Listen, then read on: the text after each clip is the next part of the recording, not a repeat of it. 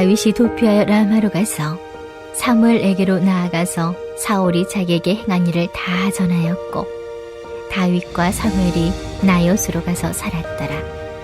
어떤 사람이 사울에게 전하여 이르되 다윗이 라마 나요스에 있더이다 하매 사울이 다윗을 잡으러 전령들을 보냈더니 그들이 선지자 무리가 예언하는 것과 사무엘이 그들의 수령으로 선 것을 볼 때에 하나님의 영이 사울의 전령들에게 임하매 그들도 예언을 한지라. 어떤 사람이 그것을 사울에게 알림해 사울이 다른 전령들을 보냈더니 그들도 예언을 했으므로 사울이 세 번째 다시 전령들을 보냈더니 그들도 예언을 한지라. 이에 사울도 라마로 가서 세구에 있는 큰 우물에 도착하여 물어 이르되 사무엘과 다윗이 어디 있느냐? 어떤 사람이 이르되 라마 나요스에 있나이다. 사울이 라마 나요스로 가니라. 하나님의 영이 그에게도 임하시니 그가 라마 나요스에 이르기까지 걸어가며 예언을 하였으며 그가 또 그의 옷을 벗고 사무엘 앞에서 예언을 하며 하루 밤낮을 벗은 몸으로 누웠더라.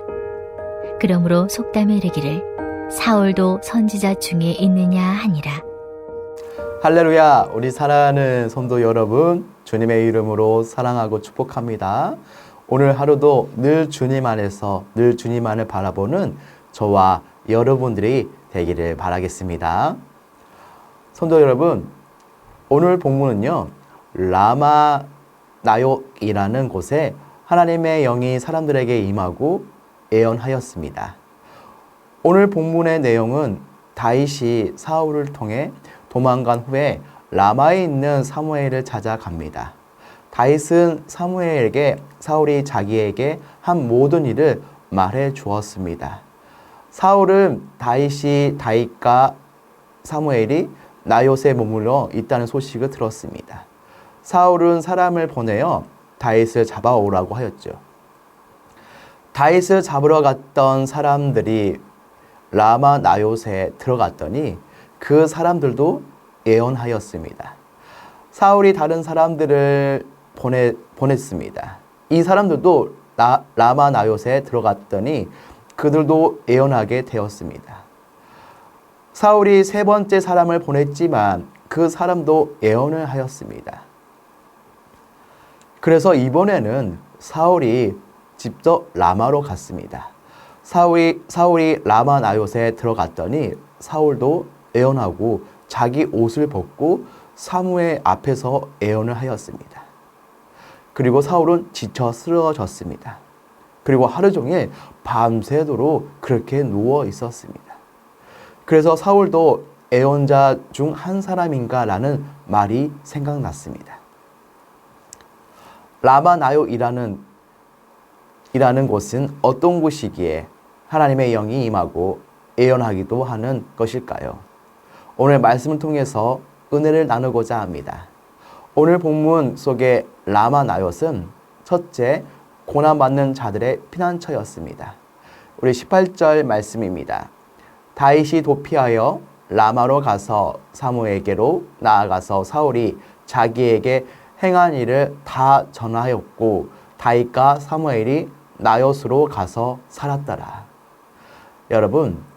여러분은 교회가 어떤 곳이라고 생각하나요? 일주일에 한 번 잠시 모여 예배드리고 헤어지는 것으로 생각지는 않습니까? 아니죠. 그것이 목적이라면 건물로서의 교회는 없어도 됩니다. 이렇게 생각하는 것은 예배가 목적이 아니라 친교가 목적이기 때문입니다. 그렇다면 굳이 건물에 갇혀서 예배 때문에 모일 이유가 없습니다. 본문을 보시면 다윗은 사무엘을 만나 자신이 겪은 모든 일을 전했습니다. 그리고 그곳에서 살았다고 합니다. 바로 이것입니다. 예배당은 성도가 우리가 삶 속에서 지치고 힘들고 피곤할 때 또는 어려움을 만났을 때 하나님께 도움을 요청하는 곳이고 하나님과의 깊은 교제를 나누는 곳입니다. 물론 가정에서도 어디서든 이러한 시간을 가질 수 있습니다. 그러나 예배당으로 와서 이러한 시간을 나누는 것과 다른 곳에서 나누는 것에는 마음 자체가 다르다는 거죠.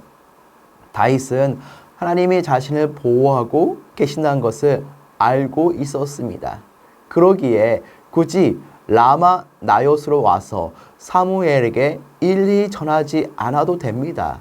자신이 있는 그곳에서 하나님께 기도하면 되는 거죠. 그러나 라마 나요스로 왔습니다. 열왕기상 19장에서 엘리야가 이세벨에게 쫓겨 도망가다가 로데나무 아래에 앉아 여호와여 넉넉하오니 지금 내 생명을 거두시옵소서. 나는 내 조상들보다 낫지 못하니이다 라며 죽기를 청합니다. 이 기도가 어떤 기도인가요? 우리가 평상시 말하는 것처럼 평범한 기도인가요? 엘리야는 두려움과 피곤과 눈물 속에서 기도를 하다가 잠이 듭니다. 그런데 천사가 나타나 떡과 물을 주자 그것을 먹고 또 잡니다. 그러자 천사가 또 깨워서 또 음식을 먹입니다. 이로 인해 힘을 얻어 40일을 밤낮으로 달려 호레산에 이르렀다고 합니다. 엘리야가 자신에게 닥친 두려움과 피곤 속에서 힘을 얻은 곳이 어디인가요? 또 자신이 처한 상황을 하나님께 일일이 고할 수 있었던 것이 어디인가요? 여러분에게는 삶의 도피처가 아닌 피난처가 있습니까? 하나님 외에는 진정한 피난처가 없습니다. 여러분, 우리에게 건물로서의 예배당이 필요한 것은 이 예배당에 우리에게 라마 나요시 되면 로데나무가 되기 때문입니다. 삶 속에서 지치고 어렵고 힘든 일을 만났을 때 언제든지 밤낮으로 찾아와 하나님께 부르짖고 하나님 안에서 위로를 받는 장소이기 때문입니다. 그래서 예배당을 가까이 하는 자가 복을 받으며 형통하다고 하는 것이죠. 이 말은 우상 숭배의 말이 아니며 기복 사상의 말이 아닙니다. 바라기는 교회가 수고하고 무거운 짐진 자들아 다 내게 오라 내가 너희를 쉬게 하리라고 하신 예수님의 말씀을 이루는 라마 나요과 같은 교회가 되기를 바랍니다. 오늘 본문 속의 라마 나요는 두 번째 변화의 장소였습니다. 19절에서 20절 말씀입니다. 어떤 사람이 사울에게 전하여 이르되 다윗이 라마 나요에 있더이다 하매 사울이 다윗을 잡으러 정령들을 보냈더니 그들이 선지자 무리가 애언하는 것과 사무엘이 그들의 수령으로 선 것을 볼 때에 하나님의 영이 사울의 정령들에게 임하매 그들도 애언을 한지라. 라마 나요은 변화의 장소였습니다. 다윗이 라마 나요에 있는 것을 목격한 자가 사울에게 밀고를 합니다. 그러자 사울은 다윗을 잡으러 부하들을 보냅니다. 하지만 라마 나요로 간 부하들은 임무를 수행하지 않았습니다. 3번을 보냈지만 결과는 마찬가지였죠. 사울은 다윗을 잡아 오라고 부하들을 보냈습니다. 그들이 가서 보니 애원자들 한 무리가 사무엘 앞에서 춤추고 소리치며 예언을 하고 있었습니다. 그 순간 그 부하들에게도 하나님의 영이 내려서 그들도 춤추고 소리치며 예언을 하였던 거죠. 이곳 라마 나요은 변화의 장소였습니다. 이곳에 오는 사람들은 성령에 의해 신분치의를 막론하고 춤을 추며 하나님을 찬양하는 장소였던 거죠. 예수님이 승천하신 뒤 초대교회를 보며 제자들이 오순절을 맞아 마가 다락방에 모여 기도를 할 때 성령이 불같이 임했습니다. 그러자 그곳에 있던 제자들이 제각기 방언으로 기도하자 주변에 있던 사람들이 제각기 자신들의 언어로 제자들의 기도를 듣게 되죠. 이 광경을 지켜본 자들이 말하기를 저희가 새 술에 취하였다고 라며 조롱하였습니다. 지금 본문 속 라마 나요의 상황이 이와 같습니다. 오순절의 마가 다락방에서 성령을 체험한 제자들이 곳곳으로 흩어져 복음을 전한 것처럼 성령의 은혜를 경험한 자들이 곳곳으로 흩어져 복음을 전함으로 복음 안에서 새로운 변화가 일어납니다. 비록 사울의 명을 받아 다윗을 잡으러 칼을 차고 혈기를 앞세워 달려왔지만 그들에게 하나님의 영이 임하자 그들은 자신들의 임무를 수행할 수 없었습니다. 그들은 자신들이 지녔던 혈기와 죄성을 모두 버리고 새로운 사람이 되어 하나님을 찬양했죠. 교회에 오면 사람이 변한다고 합니다. 왜 변한가요? 설득으로 변하는 것이 아니라 설교를 통해 그들 속으로 하나님의 말씀이 들어가 새겨지기 때문이죠. 그러기에 우리의 제약된 본성은 우리로 하여금 하나님의 말씀을 들을 수 없도록 집중할 수 없도록 마음을 분주하게 하고 귀를 막습니다. 설교를 놓치게 하죠. 다른 감정을 갖게 합니다. 교회의 변화는 하나님의 말씀 안에서 성령의 역사로 이루어집니다. 그리고 이것은 성도들 모두가 주의 전인 예배당을 사랑하며 삶 속에서 하나님의 말씀을 따라 순종으로 살고자 노력하는 모습으로 나타납니다. 오늘 본문 속의 라마 나요은 세 번째, 성령이 강하게 역사하는 자리였습니다. 23절에서 24절 말씀입니다. 사울이 라마 나요스로 가니라. 하나님의 영이 그에게 임하시니 그가 라마 나요에 이르기까지 걸어가며 예언을 하였으며 그가 또 그의 옷을 벗고 사무엘 앞에서 예언을 하며 하루 밤낮을 벗은 몸으로 누웠더라. 그러므로 속담에 이르기를 사울도 선지자 중에 있느냐 하니라 라고 합니다. 라마 나요은 성령 하나님이 강하게 임하신 곳입니다. 오늘 라마 나요세 사무엘과 다윗을 잡으려고 왔던 자들이 다 선지자로 바뀌었습니다. 예언합니다. 사울 왕이 잡으러 왔다가 사울 왕도 예언하며 선지자로 변합니다. 이것이 라마 나요세의 놀라운 역사입니다. 그러므로 우리의 인생에 머무르는 곳이 라마 나요 되기를 바랍니다. 우리 가정이 라마 나요 되기를 바랍니다. 또한 우리 교회가 일터가 날마다 라마 나요가 되기를 바랍니다. 교회 생명은 성령 충만입니다. 교회는 성령 충만으로 시작해야 합니다. 라마 나요시 성령으로 충만하지 않았으면 다윗은 그곳에 왔어도 죽고 말았을 것입니다. 이것은 교회가 성령으로 충만하지 않으면 교회는 교회로서의 사명도 역할도 감당할 수 없다는 것이죠. 교회가 피난처의 역할을 하기 위해서는 성령으로 충만해야 합니다.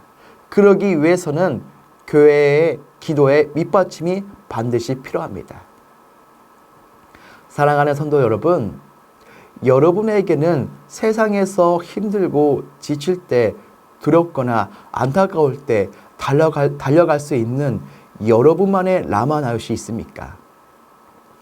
하나님께 마음껏 찬양하고 부르짖어 기도하는 가운데 눈물을 흘리며 울 수 있고 큰 소리로 말씀을 읽을 수 있는 장소가 있나요? 그 장소가 바로 라마 나요입니다. 하나님께 충성하는 자, 하나님께 순종하는 자들은 주의 임자가 있는 라마 나요에서 사명을 다시 찾으며 비전을 꿈꾸며 준비합니다. 그들은 라마 나요에서 하나님의 경로와 능력으로 덧입힘을 받습니다. 그렇다면 여러분, 오늘 우리에게 있는 라마 나요는 어디인가요? 우리 모두가 하나 되어 기도하는 장소, 복음이 있는 장소, 모두가 함께하는 이 예배당이 여러분의 라마 나요시 되기를 소망합니다. 우리가 세상에서 어떤 일을 당하든 라마 나요스로 가야 합니다. 성도 여러분, 우리가 하나님 앞에 정말 예배 드리기를 원한다면 우리는 땀을 흘려야 합니다. 기도의 땀을 흘려야 합니다. 말씀의 땀을 흘려야 합니다. 찬양의 땀을 흘려야 합니다. 그리고 헌신의 땀을 흘려야 합니다. 이것이 하나님의 임재를 가능하게 하는 열쇠입니다. 이런 마음에 하나님은 반응하십니다. 다윗은 자신에게 어려움이 처하자 피신한 곳이 라마 나요이었습니다. 하나님의 신이 충만하여 다윗이 보호를 받는 곳이 바로 라마 나요입니다. 그래서 오늘 하루도 주님의 은혜 아래서 삶의 편안을 받아 기쁨과 평안으로 승리하는 여러분들이 되기를 예수님의 이름으로 간절히 축원드립니다. 우리 다 같이 기도하는 시간을 가지겠는데요. 우리 첫째로 하나님의 인재의 영광을 경험하는 날이 되게 하옵소서. 우리 둘째로 하나님의 방법인 기도로 세워가는 선전 건축이 건축되게 하옵시며 교회가 한마음 되어 선전 건축을 감당하게 하옵소서. 우리 두 가지 기도 제목을 가지고 기도하는 시간을 가지겠습니다.